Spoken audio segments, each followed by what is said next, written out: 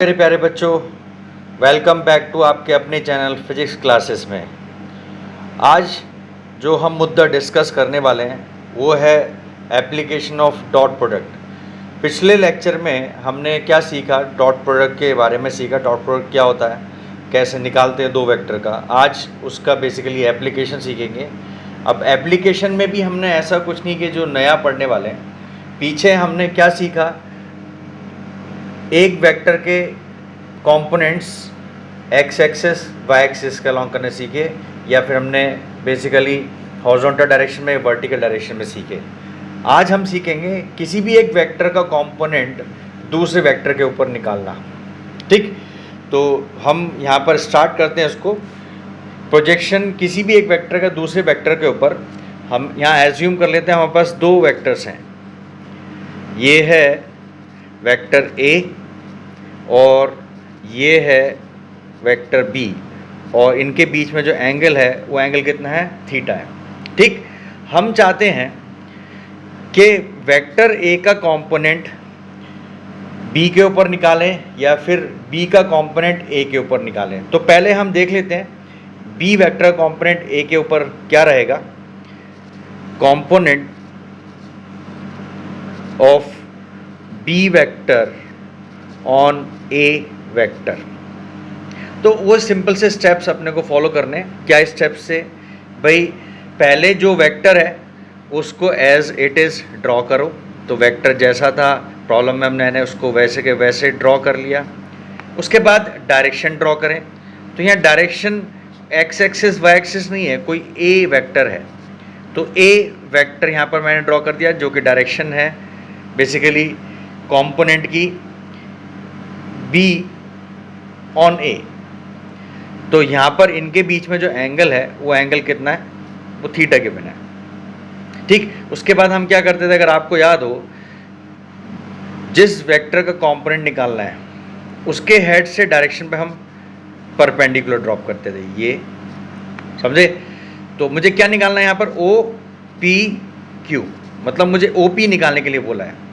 भाई ए के along B का कंपोनेंट क्या है, ओ पी वेक्टर ही तो है। और ओ पी वेक्टर पीछे हमने सीखा वो क्या होता है, that is equals to basically क्या आएगा भाई, magnitude of B into cos of theta. Clear?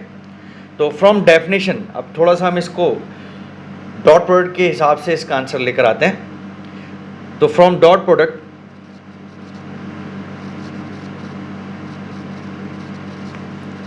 Of A vector and B vector, तो ए डॉट बी किसके इक्वल होता है बच्चों, किसके इक्वल होता है, ए बी कॉस थीटा के equal.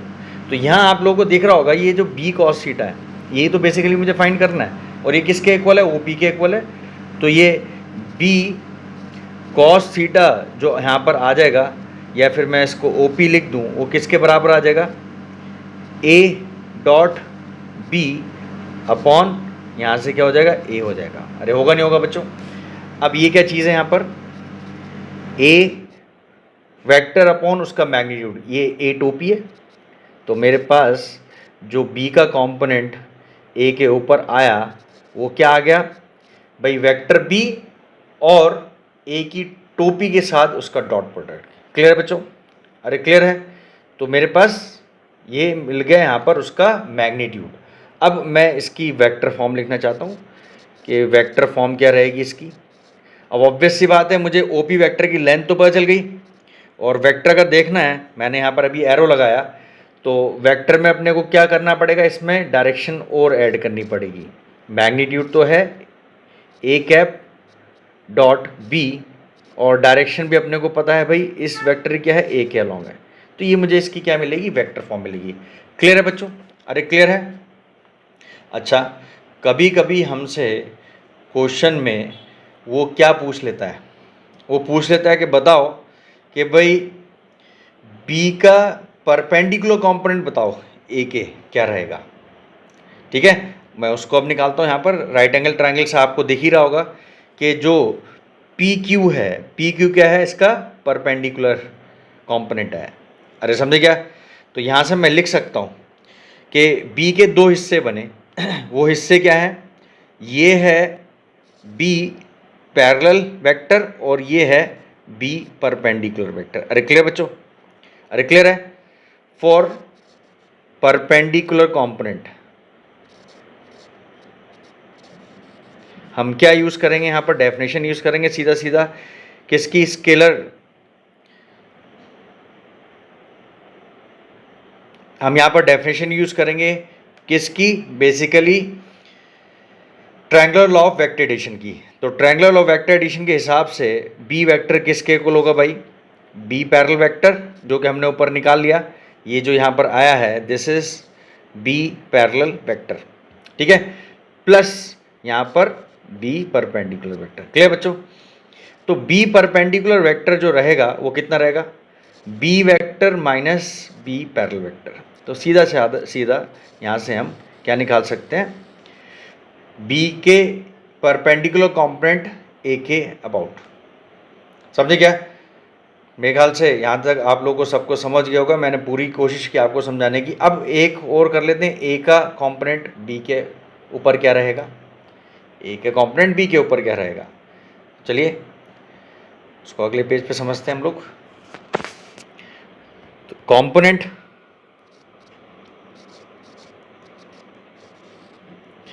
Of A on B, तो कुछ ऐसा नहीं है, कुछ यहाँ पर अलग करूँगा, बस रिजल्ट्स में थोड़ी सी अपने को क्या करने, चेंजेस करने हैं।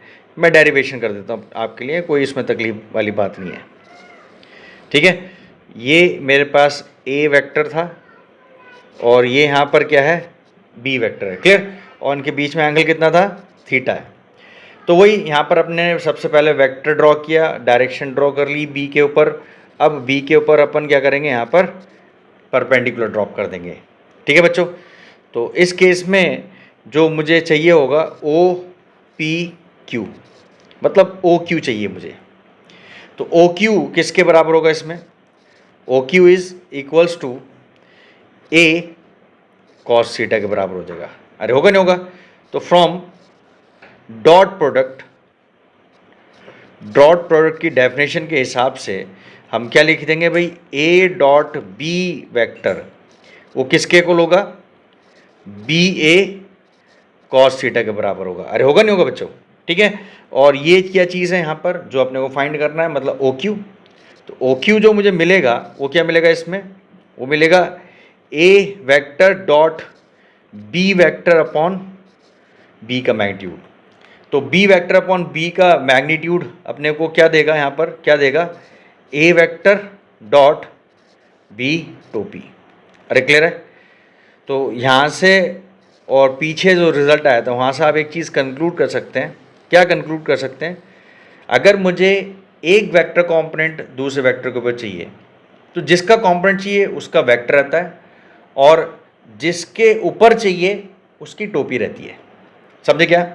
तो याद करने का तरीका है। अब मैं इसकी अगर वेक्टर फॉर्म लिखना चाहूँ यहाँ पर, तो वेक्टर फॉर्म क्या होगी, वेक्टर फॉर्म होगी आप लोगों की बेसिकली भाई डायरेक्शन और ऐड करनी है बस। मैग्नीट्यूड तो अपने को मिल ही गया था। मैग्नीट्यूड क्या था, ए वेक्टर डॉट बी टोपी डॉट बी टोपी। भाई बी क्या लॉन्ग है ना, ठीक है। तो ये मुझे क्या मिल गई, इसकी वेक्टर फॉर्म मिल गई, ठीक। यहाँ भी अगर हम इसका परपेंडिकुलर कंपोनेंट निकालना चाहें, क्या निकालना चाहें, परपेंडिकुलर कंपोनेंट, तो वो भी कोई बड़ी बात नहीं है। इसमें भी अगर मैं बोलूँ तो ये जो वेक्टर है ये है पैरेलल कंपोनेंट और ये है इसका परपेंडिकुलर कंपोनेंट। तो सीधा सीधा triangular law of vector addition से, सॉरी मैंने ये बी लिख दिया, ये this is A parallel and this is A perpendicular, ठीक है ना। तो परपेंडिकुलर कंपोनेंट क्या रहेगा इसमें, ए वेक्टर इक्वल्स टू क्या होगा, ए पैरेलल प्लस ए परपेंडिकुलर। क्लियर। तो ए परपेंडिकुलर जो यहाँ से कंपोनेंट आ जाएगा इसका वो क्या होगा, ए वेक्टर माइनस ए पैरेलल वेक्टर, और ऊपर जो हमने निकाला था ये क्या था इसका, ए पैरेलल वेक्टर था। क्लियर बच्चों। तो सिंपल सी बात हमने यहाँ पर सीखी, एक वेक्टर कंपोनेंट दूसरे के ऊपर या फिर उस वेक्टर के ऊपर इस गिवन वेक्टर का परपेंडिकुलर कंपोनेंट निकालना। ठीक है, अब इसी पे बेस्ड कुछ 2-3 क्वेश्चन करते हैं हम लोग, ठीक है। चलिए आगे बढ़ते हैं। तो ये क्वेश्चन आपके स्क्रीन पर अभी आया होगा।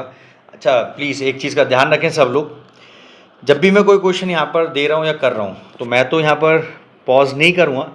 आप लोग जब भी एक क्वेश्चन देखें स्क्रीन पर तो फ्रैक्शन ऑफ कुछ सेकेंड, कुछ मिनट के लिए क्या करें, आप अपनी स्क्रीन पॉज कर लें, ठीक है, और उसके बाद उसको सॉल्व करें। उसके बाद मेरा सोल्यूशन से आप क्या करें, उसको वेरीफाई करें। क्लियर बच्चों?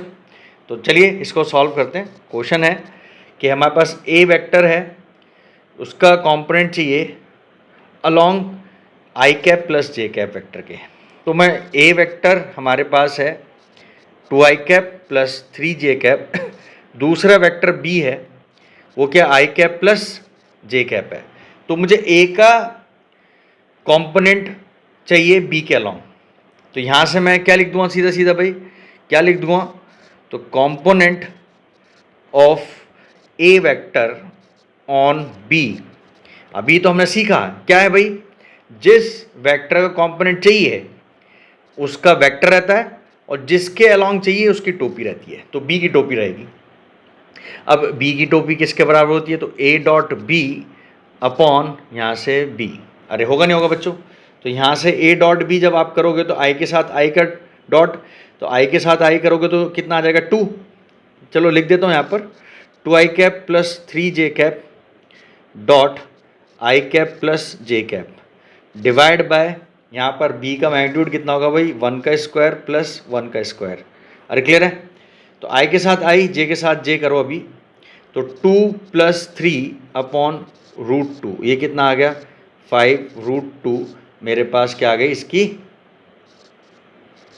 वैल्यू आ गई ए वेक्टर के कंपोनेंट की बी के ऊपर। क्लियर?